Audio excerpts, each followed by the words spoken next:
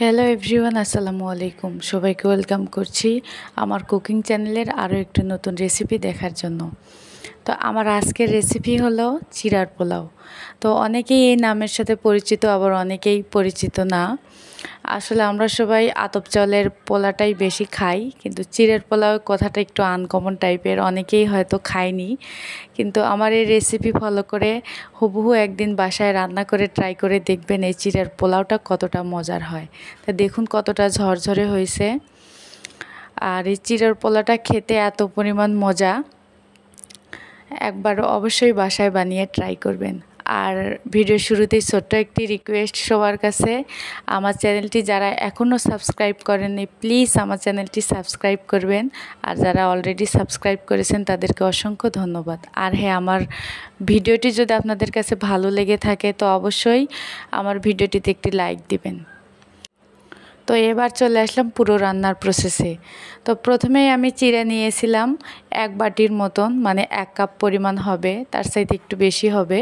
তো চিড়া নিয়ে তা একটু ভালোভাবে আমি একটা ছাঁকনির ওপর নিয়েছিলাম, ছাঁকনি দিয়ে ভালোভাবে একটু চেলে নিলাম, কারণ চিড়ার ভেতরে অনেক ময়লা থাকতে পারে বলতেছি কি থাকেই।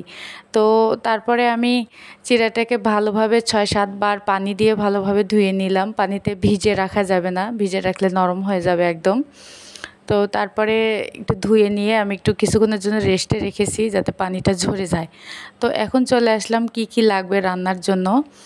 তো আমার প্রথমেই আমি চুলায় একটা প্যান বসিয়ে দিয়েছি। তো তারপরে আমি দিয়ে দিলাম 1 চামচ ঘি।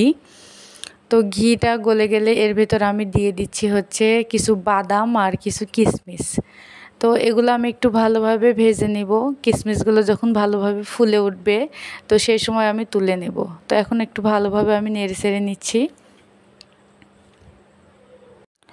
এখন আমি প্যান থেকে আমার বাদাম আর কিশমিশগুলো আমি তুলে নিচ্ছি, কারণ ভাজা হয়ে গেছে, একদম লাল লাল করে ভেজে নিয়েছি ভালোভাবে।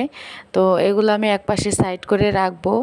রেখে এখন আমি প্যানের মধ্যে আরেক চামচ ঘি দিয়ে দিব একটু পরে। তো এখন আমি দিয়ে দিচ্ছি হচ্ছে কাঁচামরিচ কুচি দিয়ে দিচ্ছি 2টা, আর একটা পেঁয়াজ কুচি একটু বড় বড় করেই কেটেছি আমি। তো এগুলো আমি একটু হালকা ব্রাউন কালার করে ভেজে নেব, একটু নাড়াচাড়া করে। তো ভেজে নেওয়ার পরে আমি 1 চামচ ঘি অ্যাড করব এর মধ্যে।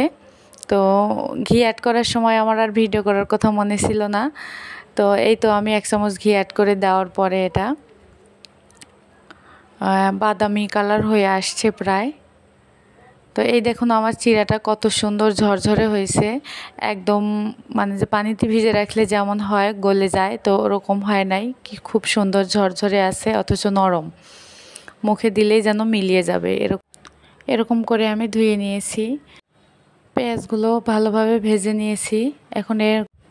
এখন আমি চিড়াগুলো প্যানের মধ্যে দিয়ে দিব, দিয়ে একটু ভালোভাবে নেড়েচেড়ে পেঁয়াজ কুচির সাথে আমি ভালোভাবে মিশিয়ে নিব চিড়াগুলোকে। তো আমি 1 চামচ ঘি, আরও 1 চামচ ঘি আমি অ্যাড করেছিলাম, তো সেটা আর আমি আপনাদের সাথে শেয়ার করতে পারি নাই। আর এখন আমি ভালোভাবে নেড়েচেড়ে মিশিয়ে নিচ্ছি চিড়াগুলোর সাথে মশলাটা।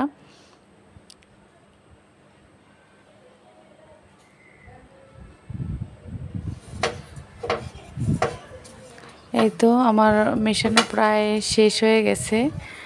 আমি এখন চুলাটা একদম লো ফ্লেমে রেখেছি, কারণ বেশি হাই থাকলে দেখা যাবে যে নিচের দিক থেকে লেগে যাচ্ছে।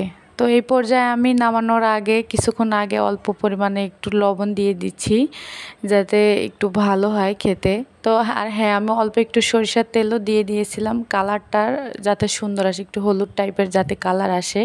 তো ওই কারণে আমি একটু সরিষার তেলও অ্যাড করে দিয়েছিলাম। আর এখন এই পর্যায়ে আমি দিয়ে দিচ্ছি হচ্ছে 3 চামচের মতো চিনি। তো 3 চামচে মিষ্টি একটু কমই লাগতেছিল আমার কাছে, আমি পরে আরও 1 চামচ চিনি আমি দিয়ে দিয়েছিলাম যাতে মিষ্টিটা একটু ভালো হয়। তো আমি এখন চিনির সাথে চিড়াগুলোকে ভালোভাবে মিশিয়ে নিব।